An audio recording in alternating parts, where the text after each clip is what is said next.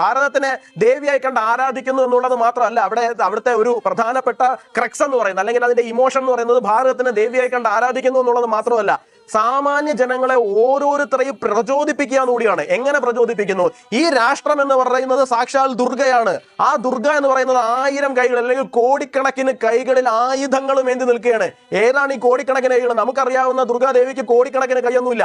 ആ കോടിക്കണക്കിന് കൈകൾ എന്ന് പറഞ്ഞിരിക്കുന്നത് ഓരോ വ്യക്തിയുമാണ്. ഈ രാഷ്ട്രത്തിന്റെ ഓരോ പൗരനെയുമാണ് എന്തെന്ന് പറഞ്ഞത്?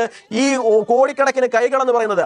ആ കോടിക്കണക്കിന് കൈകൾ ഉള്ളപ്പോൾ ഹേ മാതേ, നീ എങ്ങനെ അബലയാകും? നീ ബലശാലിയാണ് എന്നാണ് വന്ദേ മാതരം പറഞ്ഞു വെച്ചിരിക്കുന്നത്. ഇതിനകത്ത് പ്രശ്നം ഉണ്ടാകുന്നത് ആർക്കാണ്? ഈ വരികളിൽ പ്രശ്നം ഉണ്ടാകുന്ന ആർക്കാണ്? ഈ വരികളിൽ പ്രശ്നം ഉണ്ടായതാണ് ബ്രിട്ടീഷുകാർ. അവർക്ക് മനസ്സിലായി. കാരണം എന്താണ്? ഇത് ഈ രീതിയിൽ ഈ ഇമോഷൻ താഴേക്ക് പോയി കഴിയുമ്പോൾ അമ്മയായിട്ടുള്ള ഭാരതത്തിന് വേണ്ടിയിട്ട്, ദുർഗയായിട്ടുള്ള ഭാരതത്തിന് വേണ്ടിയിട്ട്, ആ ദുർഗയുടെ കോടിക്കണക്കിന് കൈകളിലെ ആയുധങ്ങളായിട്ട് മാറാൻ വേണ്ടിയിട്ട്, തീപ്പന്തങ്ങളായിട്ട് മാറാൻ വേണ്ടിയിട്ട് ഓരോ ഭാരതീയനും തയ്യാറാകും എന്ന് പറയുന്ന ആ ഇമോഷൻ വർക്കൗട്ട് ആകുമെന്ന് ബ്രിട്ടീഷുകാർക്ക് മനസ്സിലായത് കൊണ്ടാണ് അവർ വന്ദേ മാതരത്തിന് 5 രൂപ ഫൈൻ അടിക്കാൻ വേണ്ടിയിട്ട് തുടങ്ങിയത്. സോണിയാഗാന്ധിയും ഖർഗെയും ഒക്കെ അസ്വസ്ഥരാകുന്നത് കാണാമായിരുന്നു കേട്ടോ. അതായത് തങ്ങളുടെ അറിവോടെ അല്ല അവിടെ വന്ദേ മാതരം മുഴുവനായി ആലപിച്ചത് എന്നുള്ള കാര്യം. അതായത് ആ 3ാമത്തെ ഖണ്ഡിക ആലപിച്ചു തുടങ്ങി നിമിഷങ്ങൾക്കുള്ളിൽ തന്നെ അവിടെ സോണിയാഗാന്ധി അസ്വസ്ഥയാകുന്നുണ്ടായിരുന്നു. കാരണം ഇത് കോൺഗ്രസിന്റെ നിലപാടല്ല എന്ന കാര്യം അവരുടെ ആ ശരീരഭാഷയിൽ വ്യക്തമായിരുന്നു. പക്ഷേ പിന്നീട് വന്ന വിശദീകരണം വിചിത്രമായിരുന്നു. യഥാർത്ഥത്തിൽ അതിനുശേഷം വന്ദേ മാതരം ആലാപനം തടസ്സപ്പെടുത്തുകയാണ് അവിടെ ഉണ്ടായത്. തടസ്സപ്പെടുത്തുവാനുള്ള ശ്രമമാണ്, നിർത്തുവാൻ പറയുകയായിരുന്നു സോണിയാഗാന്ധി ചെയ്തത്. പക്ഷേ പിന്നീട് ജയറാം രമേശ് വളരെ തന്ത്രപരമായിട്ട് തടസ്സപ്പെടുത്തലുണ്ടായില്ല. അവിടെ സോണിയാഗാന്ധി കസേര വേണമെന്ന് ആവശ്യപ്പെടുകയായിരുന്നു എന്ന് പറഞ്ഞത് ഈ നിയമനിർമ്മാണം നടന്നതുകൊണ്ടാണ്. നിയമനിർമ്മാണത്തിൽ പറയുന്നത് ദേശീയ ഗാനത്തിന് തുല്യമായ പദവിയാണ്. അതിനാൽ തന്നെ 3 വർഷം ജയിൽ ശിക്ഷ കിട്ടാവുന്ന ക്രിമിനൽ കുറ്റമായി മാറും വന്ദേ മാതരം ആലപിക്കുന്നത് തടസ്സപ്പെടുത്തിയാൽ എന്നുള്ളത്. അത് ആ നിയമനിർമ്മാണത്തിൽ ഉൾപ്പെട്ടത് കൊണ്ടാണെന്ന് കരുതുന്നു കേട്ടോ. കാരണം അതൊരു മറ്റൊരു വിവാദമാക്കേണ്ട കാര്യമില്ല എന്ന് കോൺഗ്രസ് നേതൃത്വം തീരുമാനിച്ചിരിക്കാം. ശ്രീ യുവരാജ് ഗോകുൽ ഈ പറഞ്ഞ പോലെ കോൺഗ്രസ് ഈ രാഷ്ട്രീയ നിലപാടിൽ നിന്ന് വ്യതിചലിച്ചു എന്ന കാര്യം, അതിനോട് താങ്കൾ യോജിക്കുന്നുണ്ടോ? അതോ അവിടെ ഒരു അബദ്ധം പറ്റിയതാണോ? ഇല്ല, 1936 ഒരുപക്ഷെ അവസാനമായിട്ട് ഇന്ത്യൻ നാഷണൽ കോൺഗ്രസ് അവരുടെ ഔദ്യോഗികമായിട്ടുള്ള വേദിയിൽ വന്ദേ മാതരം എന്ന് പറയുന്ന അതിമഹത്തായിട്ടുള്ള ആ ഗാനം പരിപൂർണ്ണമായിട്ടും ആലപിച്ചിട്ടുണ്ടാവുക. അതിനുശേഷം 1937 മുതൽ അവരെന്റെ 2 സ്റ്റാൻസ മാത്രമേ പാടുന്നുള്ളൂ. എന്തായിരുന്നാലും ശരി തന്നെയാണ്. 90 വർഷങ്ങൾക്ക് ശേഷം ഇന്ത്യൻ നാഷണൽ കോൺഗ്രസിന്റെ സ്വന്തം ആസ്ഥാനത്ത് അവർ ഭാരതീയമായിട്ടുള്ള ഒരു ആത്മാഭിമാനത്തിനെ വീണ്ടെടുത്തു നരേന്ദ്രമോദി സർക്കാരിന്റെ കീഴിൽ എന്ന് മാത്രമേ നമുക്ക് പറയാൻ വേണ്ടിയിട്ട് സാധിക്കുകയുള്ളൂ. എന്തായാലും ഇന്ത്യൻ നാഷണൽ കോൺഗ്രസിന് അഭിനന്ദനങ്ങൾ. ഇന്ത്യൻ നാഷണൽ കോൺഗ്രസിന്റെ പ്രവർത്തകർക്കും അഭിനന്ദനങ്ങൾ. 9 പതിറ്റാണ്ടിന് ശേഷം ആദ്യമായിട്ട് നിങ്ങൾക്ക് മുസ്ലിം ലീഗിനെ ഭയമില്ലാതെ വന്ദേ മാതരം പരിപൂർണ്ണമായിട്ട് AICC ആസ്ഥാനത്ത് പാടാൻ വേണ്ടിയിട്ട് സാധിച്ചിരിക്കുകയാണ്. പിന്നെ ശ്രീ ജവാദ് ഇവിടെ പറഞ്ഞ സ്ഥലത്ത് നിന്ന് മറുപടി പറഞ്ഞു തുടങ്ങുന്നത് ബോധപൂർവം തന്നെയാണ് എന്നാണോ? മഞ്ജുഷ, അതിനകത്ത് ഞാനൊരു കാര്യം പറയാം. അതിനകത്ത് ഈ വന്ദേ മാതരവുമായി ബന്ധപ്പെട്ടിട്ട് നടക്കുന്ന വാർത്തകൾ, വിവാദങ്ങൾ, എനിക്ക് തോന്നുന്നു നമ്മുടെ കേരളത്തിൽ പോലും എത്ര തവണ നമ്മൾ ഈ പറയുന്ന രാത്രി ചർച്ചകളിൽ എടുത്തു എന്നുള്ളതിനെ കുറിച്ചിട്ട് എല്ലാവർക്കും അറിയാം. അപ്പോൾ ഇന്ത്യൻ നാഷണൽ കോൺഗ്രസിന്റെ ആസ്ഥാനത്ത് അവർ ഈവൻ മാനേജ്മെന്റ് കമ്പനിക്കൊന്നും അല്ലല്ലോ വന്ദേ മാതരം പാടാൻ വേണ്ടിയിട്ട് അവർ ഏൽപ്പിക്കുന്നത്. സേവാദളിന്റെ പ്രവർത്തകരാണ് വരികയും പാടുകയും ചെയ്യുന്നത്. അപ്പോൾ ആ സേവാദളിന്റെ പ്രവർത്തകരെ സംബന്ധിച്ചിടത്തോളം അവർക്കും തോന്നില്ല, അവർക്കും ഉണ്ടാകില്ല ഒരു ആത്മാഭിമാനം, അവർക്കും തോന്നില്ല ഞങ്ങൾക്കും ഒരു തവണ ഇതിവിടെ പാടണം എന്നുള്ളതിനെ കുറിച്ചിട്ട്. സ്വാഭാവികമായിട്ടും അവർ പാടി. അതാണ് ഞാൻ പറഞ്ഞത്. ഇപ്പോൾ കോൺഗ്രസിന്റെ ഏതെങ്കിലും നേതാക്കളോ കോൺഗ്രസ് എന്നോ ആ രാഷ്ട്രീയ പാർട്ടിയെ ഏതോ ഒരു കുടുംബത്തിന്റെ തൊഴുത്തിൽ കൊണ്ട് കെട്ടിയിട്ട് കാലം കുറെ ആയിന്നേ. അതുകൊണ്ട് ആ കുടുംബത്തിന് താല്പര്യമുണ്ടോ താല്പര്യമില്ല എന്നുള്ളതല്ല ഇവിടുത്തെ വിഷയം എന്ന് പറയുന്നത്. ഇവിടെ കോൺഗ്രസിന്റെ പ്രവർത്തകർക്ക് അത് പാടണമെന്ന് ആഗ്രഹം ഉണ്ടായിരുന്നു. ഞാനൊരു കാര്യം ചോദിക്കട്ടെ, കോൺഗ്രസ് ഇന്ന് ഇന്ത്യയിൽ എത്ര സംസ്ഥാനങ്ങളിൽ ഭരണത്തിലുണ്ട്? 4 സംസ്ഥാനങ്ങളിലാണ് ഭരണത്തിലിരിക്കുന്നത്. അതിനകത്ത് കേരളത്തിൽ മുസ്ലിം ലീഗിന്റെ പിന്തുണയോടുകൂടി ഭരിക്കുന്നത് കൊണ്ട് മുസ്ലിം ലീഗിനെ ഭയന്നുകൊണ്ട് മാത്രം ഇവിടെ മാത്രം പാടിയിട്ടില്ല. കർണാടകയിൽ പാടിയില്ലേ, ഹിമാചൽ പ്രദേശിൽ പാടിയില്ലേ, തെലങ്കാനയിൽ പാടിയില്ലേ, ഇവിടെ എല്ലാം പാടുന്ന സാഹചര്യം ഉണ്ടായി. അതെന്തുകൊണ്ടാണ് ഉണ്ടായത്? കാരണം ഇന്ത്യൻ നാഷണൽ കോൺഗ്രസിനെ സംബന്ധിച്ചിടത്തോളം, അതിന്റെ പ്രവർത്തകരെ സംബന്ധിച്ചിടത്തോളം അവരുടെ ഉള്ളിൽ ഇന്നും ദേശീയതയുടെ DNA ഉണ്ടെന്നേ. അതുകൊണ്ട് അവർക്ക് പാടണമെന്ന് തോന്നി അവർ പാടി. കേരളത്തിലേക്ക് വരുമ്പോൾ അവര് മുസ്ലിം ലീഗ് എന്ന് പറയുന്ന ഒരു പ്രസ്ഥാനത്തിന്റെ മുമ്പിൽ ഓച്ഛാനിച്ച് നിൽക്കുന്ന കാഴ്ചയാണ് നമ്മൾ കാണുന്നത്. അതുകൊണ്ട് അവർക്ക് ഇവിടെ പാടാൻ വേണ്ടിയിട്ട് ധൈര്യമില്ല. അത് ഇതേ പാറ്റേൺ തന്നെയാണ് അവിടെയും പിന്തുടർന്നിരിക്കുന്നത്. അവിടെ ഉണ്ടായിരുന്ന സാധാരണ പ്രവർത്തകരെ സംബന്ധിച്ചിടത്തോളം, സേവാദളിന്റെ പ്രവർത്തകരെ സംബന്ധിച്ചിടത്തോളം അവർക്ക് പാടണമെന്ന് ആഗ്രഹം ഉണ്ടായിരുന്നു. അവർ സധൈര്യം പാടി. ഏതെങ്കിലും ഇറ്റാലിക്കാരുടെ തിട്ടൂരത്തിന് വഴങ്ങി പാടാതിരിക്കേണ്ട സാഹചര്യം ഉണ്ടെന്ന് അവർക്ക് തോന്നിയില്ല. നോക്കൂ, അവിടെ സോണിയാഗാന്ധി എത്ര വലിയ റിബല്യൻ ഉണ്ടാക്കാൻ നോക്കി. അവർ അങ്ങോട്ട് നടക്കുന്നു, ഇങ്ങോട്ട് നടക്കുന്നു, നിർത്താൻ പറയുന്നു, അല്ലേ? അവർ പലതും ശ്രമിക്കുന്നുണ്ട് അവിടെ. എന്നിട്ട് അവർ നിർത്തിയോ? അവർ നിർത്തിയില്ല. അവർ സധൈര്യം പാടി. അതുകൊണ്ട് തന്നെ ഞാൻ പറയുന്നു, മുഴുവൻ കോൺഗ്രസിന്റെ പ്രവർത്തകർക്കും ഞാൻ ഈ ഘട്ടത്തിൽ അഭിനന്ദനങ്ങൾ അറിയിക്കുകയാണ്. കാരണം 9 പതിറ്റാണ്ടിന് ശേഷം നിങ്ങൾ പാടാൻ തയ്യാറായി, അല്ലെങ്കിൽ നിങ്ങൾക്ക് പാടാൻ ഒരു അവസരം കിട്ടാൻ വേണ്ടിയിട്ട് നരേന്ദ്രമോദിജിയുടെ നേതൃത്വത്തിൽ ഒരു സർക്കാർ അധികാരത്തിൽ വരേണ്ടി വന്നു എന്നുള്ളതാണ്. അവിടെ ജവാദ് പറഞ്ഞ കാര്യം BJPയുടെ അജണ്ടയിൽ കോൺഗ്രസ് കുത്തി എന്നുള്ളതാണ് കേട്ടോ. കാരണം ഇത് വന്ദേ മാതരം 1937 മുതൽ തന്നെ 2 ചരണം മതി എന്നുള്ള കാര്യം തീരുമാനിച്ചതാണ്. 1950 കോൺസ്റ്റിറ്റ്യൂവന്റ് അസംബ്ലി അങ്ങനെ ഒരു തീരുമാനം ഔദ്യോഗികമായിട്ട് എടുക്കുകയും ചെയ്തു. അതിനുശേഷം ഇപ്പോൾ BJP അത് വന്ദേ മാതരം മുഴുവനായിട്ട് ആലപിക്കണം എന്നുള്ള തീരുമാനത്തിലേക്ക് വരികയും ദേശീയഗാനത്തിന് തുല്യമായ പദവി നൽകിക്കൊണ്ട് നിയമനിർമ്മാണം കൊണ്ടുവരികയും ചെയ്തു. പക്ഷേ ഇത് കോൺഗ്രസ് അജണ്ടയിൽ വീണുപോയി എന്നുള്ളതാണ് ജവാദിന്റെ അജണ്ടയിൽ വീണത്. 1937 അജണ്ടയിൽ വീണത്. ആ അജണ്ട എന്ന് പറയുന്നത് മുസ്ലിം ലീഗിന്റെ അജണ്ടയിലാണ് അതിനകത്തേക്ക് അജണ്ടയിലേക്ക് വീണിരിക്കുന്നത്. അല്ലാണ്ട് BJP അജണ്ടയിലല്ല കോൺഗ്രസ് വീണത്. കോൺഗ്രസ് എന്നോ വീണ് കഴിഞ്ഞതാണ്. 1937 അവർ ഈ പറയുന്ന മുസ്ലിം ലീഗിന്റെ അജണ്ടയിൽ അവർ വീണു.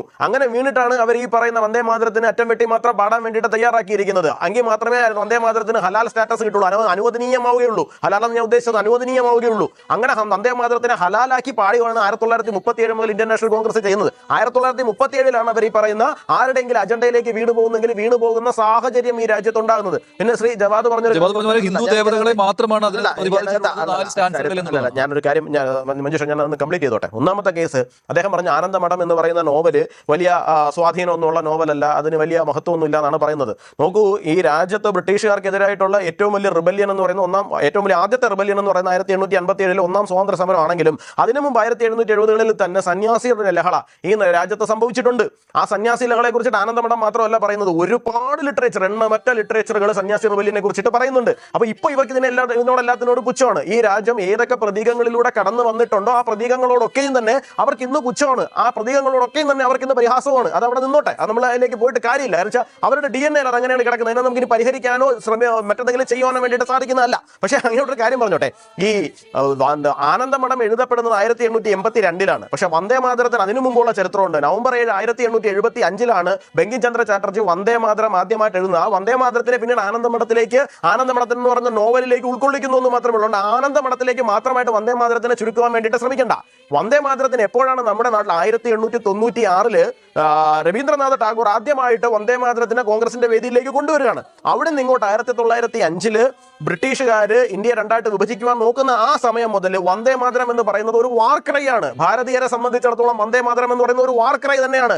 വന്ദേ മാതരം പാടിയതിന്റെ പേരിൽ മാത്രം 5 രൂപ ഫൈൻ, അന്നത്തെ 5 രൂപ എന്ന് പറഞ്ഞാൽ അത്രയും വലിയ തുകയാണ്. 5 രൂപ ഫൈൻ അടിച്ചു കൊടുത്തിരുന്നു ബ്രിട്ടീഷുകാരുടെ കാലഘട്ടത്തിൽ. അതുകൊണ്ട് വന്ദേ മാതരം കണ്ടാൽ ഹാലിളങ്ങുന്ന ബ്രിട്ടീഷുകാരും ഉണ്ടായിരുന്നു അന്ന്. അതേപോലെ തന്നെ വന്ദേ മാതരം കണ്ടാൽ ഹാലിളങ്ങുന്ന മറ്റൊരു കൂട്ടരും ഉണ്ടായിരുന്നു. ആ കൂട്ടർ എന്ന് പറയുന്നത് മുസ്ലിം ലീഗുകാരായിരുന്നു. ആ മുസ്ലിം ലീഗിന്റെ പ്രേതം കൂടി ഒരു മുസ്ലിം ലീഗ് ഇന്നും നമ്മുടെ നാട്ടിൽ അവശേഷിക്കുന്നുണ്ട്. അതുകൊണ്ടാണ് ഈ നാട്ടിൽ ഇന്ന് ഇത്രയും പ്രശ്നങ്ങളൊക്കെ ഉണ്ടാകുന്നത്. നോക്കൂ, അങ്ങ് ഇവിടെ പറഞ്ഞു, അതുപോലെ തന്നെ നമ്മുടെ സാക്കിർ അദ്ദേഹം പറയുന്ന ഒരു കാര്യം ഉണ്ടായിരുന്നു. എന്താണ്? മാതൃഭൂമിയെ ദേവതയായി കണ്ട് ആദരിക്കുന്നു, അത് പ്രശ്നമാണ് എന്നാണ് പറയുന്നത്. നോക്കൂ, ആർക്കാണ് ഇതിനുകൊണ്ട് പ്രശ്നം ഉണ്ടാകുന്നത്? എനിക്ക് മനസ്സിലാകുന്നില്ല. ഈ മാതൃഭൂമിയെ ദേവതയായി കണ്ട് നോക്കൂ, അതിന്റെ കോണ്ടെക്സ്റ്റ് എന്താണ്? നമ്മൾ ആ കോണ്ടെക്സ്റ്റ് മനസ്സിലാക്കണ്ടേ. നമ്മുടെ രാജ്യം ഇപ്പൊ നമ്മുടെ കേരളം തന്നെ എടുത്തോളൂ. തിരുവിതാംകൂർ, കൊച്ചി, മലബാർ, പിന്നെ അപ്പുറത്തേക്ക് കയറി കഴിഞ്ഞാൽ മദിരാശി, മൈസൂര്, വിജയനഗരം, ഇങ്ങനെ എണ്ണം പറഞ്ഞ 300-ലധികം പ്രിൻസ്ലി സ്റ്റേറ്റുകളായിട്ട് തിരിഞ്ഞു നിൽക്കുന്ന ഒരു കാലഘട്ടമാണ്.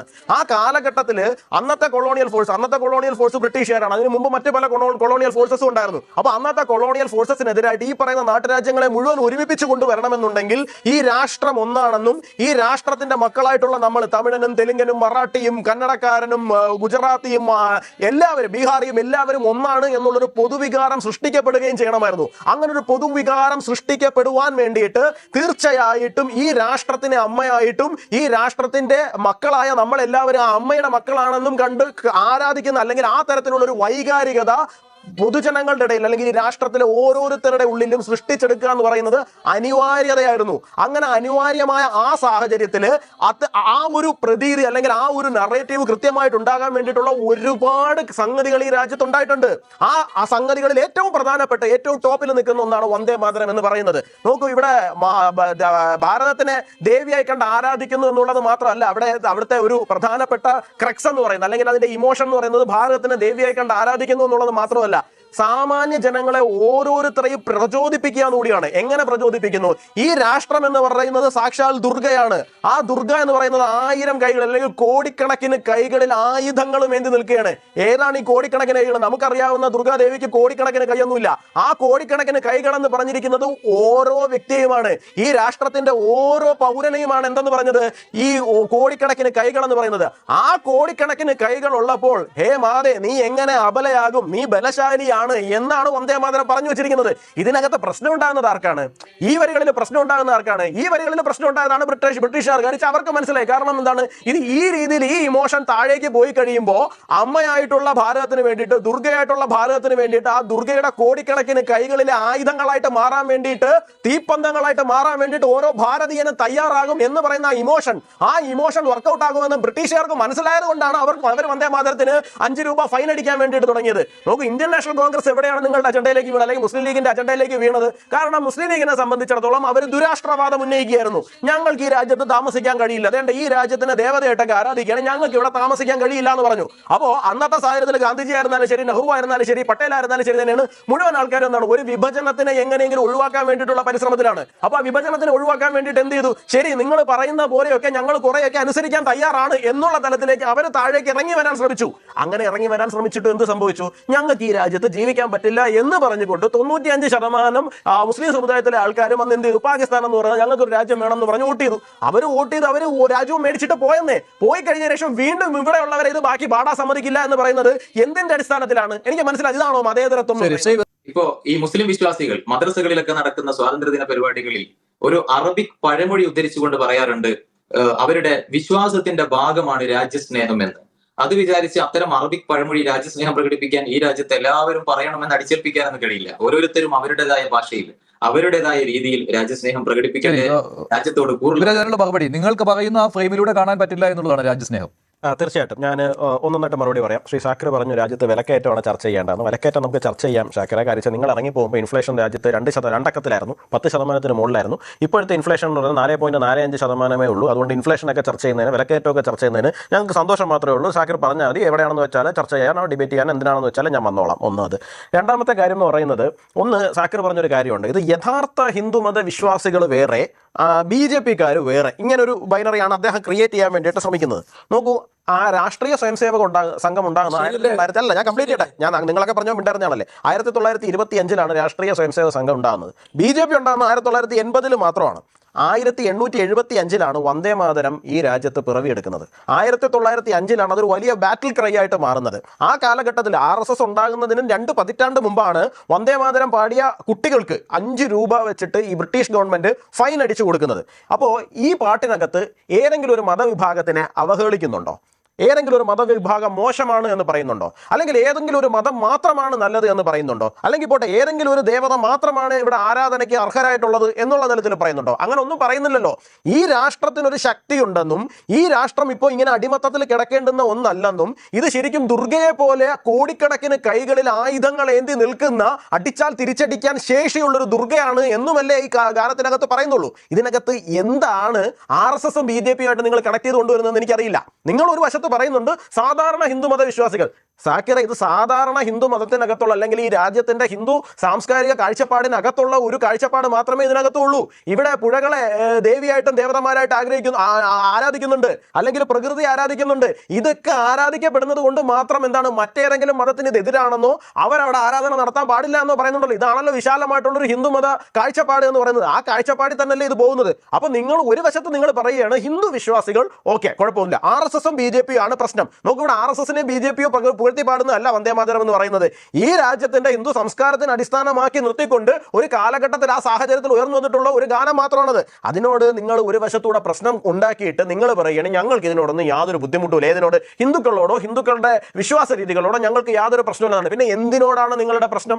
എനിക്ക് മനസ്സിലാകുന്നില്ല. ശരിയാണ്, ഏകദൈവ വിശ്വാസികളെ സംബന്ധിച്ചിടത്തോളം ഞങ്ങളുടെ ദേവൻ മാത്രം ആരാധനയ്ക്ക് അർഹൻ, ബാക്കി ഒരു ദേവനും ദേവതകളും ഒന്നും തന്നെ ആരാധനയ്ക്ക് അർഹരല്ല എന്നുള്ളതാണ് ഈ നിങ്ങളുടെ പൊതുവിശ്വാസം. ആ വിശ്വാസത്തിന്റെ പുറത്തു നിന്നുകൊണ്ടാണല്ലോ നിങ്ങൾ ഈ പറയുന്നത് ഈ രാജ്യത്തിന് അങ്ങനെ ദേവതയെ കണ്ട് ആരാധിക്കുക, അങ്ങനെ ഈ രാജ്യം അങ്ങനെ ആരാധനയ്ക്ക് അർഹമൊന്നുമല്ല, കാരണം ഞങ്ങളുടെ ദൈവം മാത്രമേ ആരാധനയ്ക്ക് അർഹമായിട്ടുള്ളൂ എന്നുള്ള കാര്യം. ശരി, അങ്ങനെ ഒരു വിശ്വാസമുള്ള ആൾക്കാരാണെന്നുണ്ടെങ്കിൽ നിങ്ങൾ പാടണ്ട, നിങ്ങളോട് പാടാൻ പറഞ്ഞില്ലല്ലോ. ഇത് തന്നെയായിരുന്നല്ലോ 1947 പാർട്ടീഷൻ ഉണ്ടാകുന്ന സമയത്ത് ഉണ്ടായിരുന്ന പ്രശ്നം എന്ന് പറയുന്നത്. ഞങ്ങൾക്ക് ഇതൊന്നും പാടാൻ പറ്റില്ല, രാജ്യത്ത് ജീവിക്കാൻ സാധിക്കില്ല.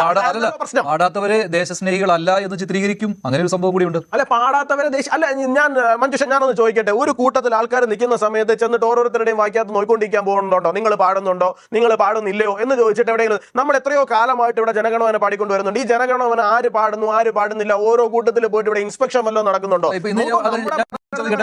കേരളത്തിൽ തന്നെ ഇപ്പോൾ തിരുവനന്തപുരം കോർപ്പറേഷനിൽ ആലപിച്ചു, BJP ഭരിക്കുന്ന തദ്ദേശ സ്ഥാപനങ്ങളിലും ആലപിച്ചു. അപ്പോൾ നിങ്ങളുടെ ഒരു നെഗറ്റീവ് എങ്ങനെയാണ്? ഈ മറ്റ് തദ്ദേശ സ്ഥാപനങ്ങളിൽ ആളുകൾക്ക് ദേശസ്നേഹമില്ല, അതുകൊണ്ട് അവർ ആലപിച്ചില്ല. അല്ല, മറ്റ് തദ്ദേശ ഭരണ സ്ഥാപനങ്ങളുടെ പ്രശ്നം എന്ന് പറഞ്ഞാൽ ഞാൻ ആദ്യം പറഞ്ഞത് തന്നെയാണ്. അവർ എന്നും മറ്റൊരാൾക്ക് കീഴ്പ്പെട്ടാണെന്ന് ജീവിക്കുന്നത്.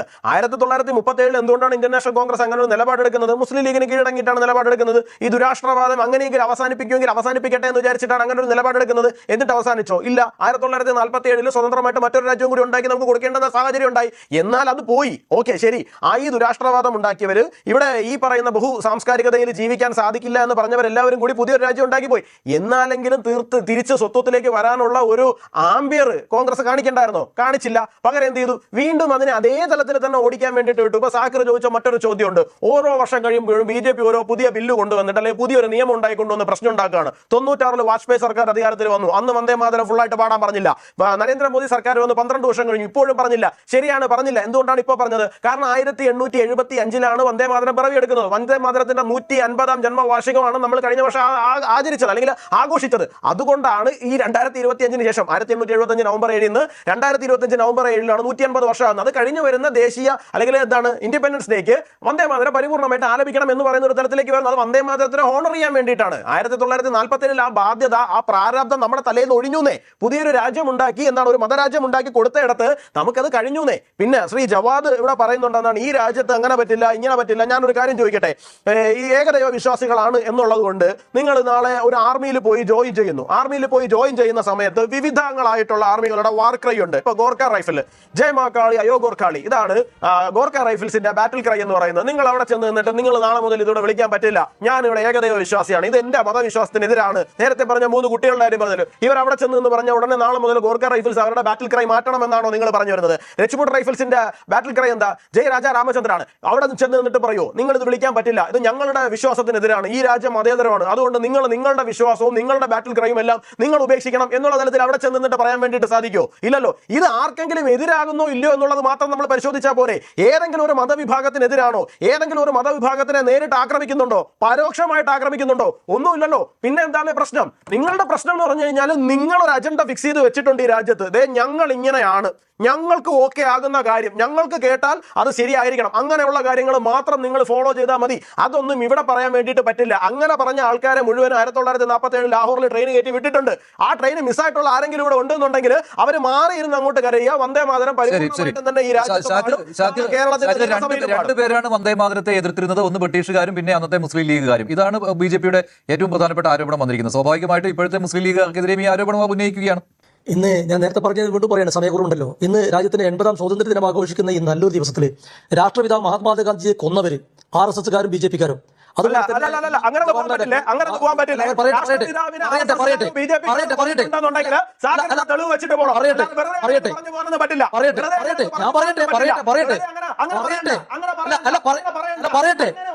മനുഷ്യ അല്ല ഈ മഹാത്മാഗാന്ധി പ്രതികളുണ്ട്. യുവരാജെ, മഹാത്മാഗാന്ധിജിയെ കൊന്ന വെടിവെച്ച് കൊലപ്പെടുത്തിയ കേസിൽ 12 പ്രതികളുണ്ട്. ഈ 12 പ്രതികളും ഹിന്ദുത്വ തീവ്രവാദികളാണ്. അല്ല, നിങ്ങള് ലാഹോറിലേക്ക് വണ്ടി കയറ്റി വിട്ടു എന്ന് പറഞ്ഞാൽ നിങ്ങൾ തറവാട്ട് ഇന്ത്യ മനസ്സിലാക്കി. നിങ്ങൾ നോക്ക്, മഞ്ജുഷിന്റെ ചോദ്യം തെറ്റാണ്. മഞ്ജുഷ് പറഞ്ഞത് ഞങ്ങളല്ല ഇതിന് നമ്മുടെ മഹാത്മാഗാന്ധി, അത് ജവഹർലാൽ നെഹ്റു, സുഭാഷ് ചന്ദ്രബോസ്, അംബേദ്കർ ഉൾപ്പെടെയുള്ള ആളുകളാണ് ഇങ്ങനെ തീരുമാനിച്ചത്. BJPക്ക് അനുസരിച്ച് നിങ്ങൾ അങ്ങനെയാണെങ്കിൽ അല്ല പറയട്ടെ, നിങ്ങൾ സ്വത്വത്തിലേക്ക് പോകണമെന്ന യുവരാജ് പറയുന്നത്. എന്താണ് സ്വത്വം? നിങ്ങൾ പറ. കോൺഗ്രസ് സ്വത്വത്തിലേക്ക് പോകുന്നില്ല അത്രേ. എന്താണ് നിങ്ങൾ ഉദ്ദേശിച്ച സ്വത്വം? ഇവിടെ എല്ലാ വിഭാഗം ജനങ്ങളും സന്തോഷത്തോടെ കഴിയുന്ന രാജ്യമാണ് ഇന്ത്യ. നാനാത്വത്തിൽ ഏകത്വം എന്നുള്ളതാണ് നമ്മൾ അഭിമാനമേ പറഞ്ഞത്. അതിൽ നിന്നുകൊണ്ട് രാജ്യം വളരെ നല്ല രീതിയിൽ മുന്നോട്ട് പോകുമ്പോൾ അവിടെ വിഷം കലർത്താൻ BJP ശ്രമിച്ചിട്ട് കാര്യമില്ല, വിജയിക്കില്ല. നിങ്ങൾ മനസ്സിലാക്കേണ്ട സംഗതി എന്തായോ? അയോധ്യയിലെ രാമക്ഷേത്രം നിർമ്മിക്കാൻ നിങ്ങൾ ഒരുപാട് ബാബരി തകർത്ത് രാമക്ഷേത്രം ഉണ്ടാക്കിയിട്ട് ആ രാമക്ഷേത്രം നിലകൊള്ളുന്ന ഫൈസാബാദ് എന്ന പാർലമെന്റ് മണ്ഡലത്തിൽ ലക്ഷക്കണക്കിന് വോട്ടിനാണ് BJP തോറ്റു തുന്നമാടിയിട്ടുള്ളത്. ഹൈന്ദവ മതവിശ്വാസം നിങ്ങൾക്ക് എതിര് തന്നെയാണ്. അതാണ് ഞാൻ നേരത്തെ പറഞ്ഞത്. BJP വേറെ, ഹൈന്ദവ മതവിശ്വാസം വേറെ. അത് രണ്ടും ഒരുമിച്ച് പോകില്ല. മതത്തിനെതിരാണ്.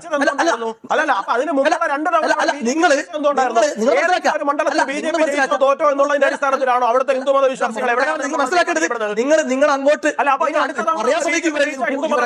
അറിയാൻ ശ്രമിക്കും.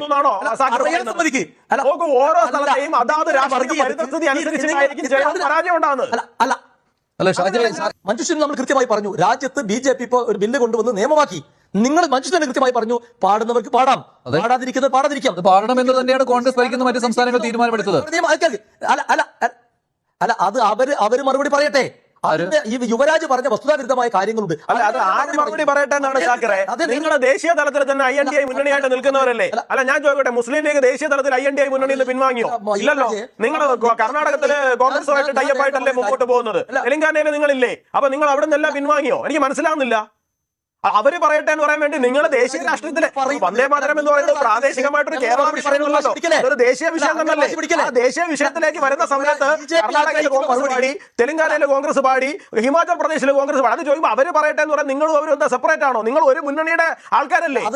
അത് അല്ല യുവരാജെ, നിങ്ങൾ പറയുന്ന രീതിയിൽ ഞാൻ മറുപടി പറയണം, നിങ്ങൾ വാശി പിടിക്കരുത്. അല്ലല്ല, ഞാൻ വാശി പിടിക്കുന്നതല്ല, നിങ്ങൾ മറുപടി എനിക്ക് മനസ്സിലാകാത്തതുകൊണ്ട് നിങ്ങൾ പറയുന്നു അവര് പറയട്ടെ. ആര് പറയട്ടെ? ആരാണ് അവര്? സ്റ്റാൻഡ് നിങ്ങൾക്കിഷ്ടം. അല്ല നിങ്ങൾക്കിഷ്ടം. ഞാൻ നേരത്തെ രാമക്ഷേത്രം ഉദാഹരണം പറഞ്ഞത് എന്താണെന്നറിയോ? നിങ്ങൾ കൊണ്ടുവന്ന അജണ്ടകൾ RSS 100 കൊല്ലം സമയമെടുത്ത് നടപ്പിലാക്കിയ പദ്ധതിയാണ്. അതിനെ ഇന്ത്യയിലെ ഹൈന്ദവ മതവിശ്വാസികൾ തള്ളിക്കളഞ്ഞത് എന്താണെന്നറിയോ? പള്ളി പിടിച്ചെടുത്ത് പോയി. ജയിച്ചില്ലേ? അപ്പൊ ഞങ്ങൾ അവിടെ അപ്പോഴും മുമ്പോട്ട് പോകുന്നത് അങ്ങനെ തന്നെയല്ലേ? പിന്നെ ആ ഫൈസാബാദ് മണ്ഡലത്തിൽ അയോധ്യ ഇരിക്കുന്ന നിയമസഭാ കോൺസ്റ്റിറ്റ്യൻസിയിൽ ഞങ്ങളാണ് ലീഡ് ചെയ്തിരിക്കുന്നത്. അല്ലല്ല, ക്ഷേത്രം ഇരിക്കുന്ന അസംബ്ലി കോൺസ്റ്റിറ്റ്യൻസിയിൽ ഞങ്ങൾക്കാണ് ലീഡ്. ഞാൻ പറഞ്ഞത് യുവരാജ് ഒറ്റ വളരെ ചുരുക്കി പറഞ്ഞാൽ, നിങ്ങൾ ഉദ്ദേശിച്ച രാമക്ഷേത്രം അത് പള്ളി പൊളിച്ചുണ്ടാക്കിയതാണ്. അത് പള്ളി പൊളിച്ചുണ്ടാക്കിയ ഒരു പള്ളി പൊളിച്ചുണ്ടാക്കിയതല്ല. ആ ഇതിന്റെ സ്ട്രക്ചറിന്റെ പുറത്ത് ഹിന്ദുവിനും മുസ്ലിമിനും ഒരേപോലെ അധികാരം എന്നുള്ള നിലയിലായിരുന്നു പറഞ്ഞിരുന്നത്. അതിനെ പള്ളിയായിട്ട് അംഗീകരിച്ചിട്ടേ ഇല്ലായിരുന്നു. അതിനെ തർക്കമന്ദിരം എന്ന് മാത്രമാണ് പറഞ്ഞിരുന്നത്.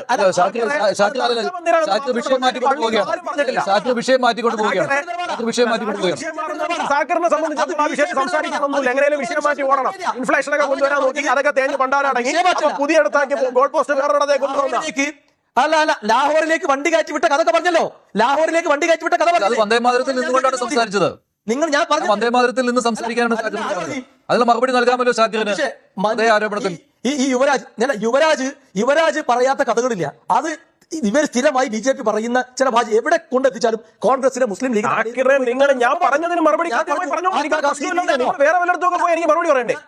അതിന് അല്ല ഞാൻ ലാഹോറിലെ വിഷയം പറഞ്ഞത് എന്താണ്? പാർട്ടീഷനുമായി ബന്ധപ്പെട്ടിട്ടാണ് വിഷയം പറഞ്ഞത്. ദുരാഷ്ട്രവാദവുമായി ബന്ധപ്പെട്ടിട്ടാണ് ഞാൻ വിഷയം പറഞ്ഞത്. നിങ്ങൾ അതിന് മറുപടി പറഞ്ഞോളൂ, എനിക്കൊരു പ്രശ്നമില്ല. ദുരാഷ്ട്രവാദം ഉന്നയിച്ചിട്ടില്ല. ഇന്ത്യയിലെ നിലവിലുള്ള മുസ്ലിങ്ങൾ എല്ലാവരും തന്നെ ആ വാദത്തിനെതിരാണ് എന്ന് നിങ്ങൾ പറഞ്ഞോളൂ. നിങ്ങൾ അന്നത്തെ വോട്ടിംഗിന്റെ പാറ്റേൺ വെച്ച് പറയൂ, നോക്കൂ ഇന്ത്യയിലെ 90% മുസ്ലിങ്ങളും അതിനെതിരായിരുന്നു എന്നൊക്കെ പറയൂ. പക്ഷെ അങ്ങനെയല്ല, നിങ്ങൾക്ക് അതുകൊണ്ട് പറയാൻ വേണ്ടി സാധിക്കില്ല. നിങ്ങളുടെ ആകെ BJPയുടെ ആകെ പരിപാടി തരും ചരിത്രത്തെ വളച്ചൊടിക്കുക, തെറ്റായി നിങ്ങൾ ശരിയായിട്ട് വ്യാഖ്യാനിച്ചാൽ മതി. അല്ല ഞാൻ പറഞ്ഞത് ശരിയല്ല സാക്കറെ. ശരി, നിങ്ങൾ എന്റെ വാദം ഇത്രയേ ഉള്ളൂ. അന്ന് ഇന്ത്യയില് ഒരു ഹിതപരിശോധന നടത്തിയപ്പോ 95% മുസ്ലിം സമുദായത്തിലെ ആൾക്കാർ ഞങ്ങൾക്ക് മറ്റൊരു രാജ്യം വേണമെന്നായിരുന്നു. സമയം കഴിഞ്ഞു, അതുകൊണ്ടാണ്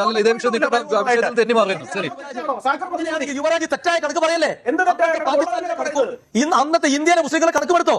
അല്ലല്ല കേൾക്ക് യുവരാജെ, അന്നത്തെ പാകിസ്ഥാനിലെ മുസ്ലിങ്ങളെ കണക്കും ഇന്ത്യയിലെ മുസ്ലിങ്ങളെ കണക്കുമെടുക്ക്. എങ്ങനെയാണ് 90% മാത്രമല്ല, പാകിസ്ഥാനിലെ ആദ്യത്തെ നിയമമന്ത്രി ആരെന്നറിയോ? ആരാ? മുസ്ലിം അല്ല. അയാൾക്ക് എന്ത് ആണോ? പറയൂ. 6 വർഷം കഴിഞ്ഞാൽ രാജ്യത്ത് മതതീവ്രവാദികളാണെന്നും പറഞ്ഞ് വെട്ടിയും കൊടുത്തെടുത്ത് ഇന്ത്യയിലേക്ക് ഓടി. അതും കൂടെ പറയൂ. അവസാനിപ്പിക്കണം, സമയം കഴിഞ്ഞു.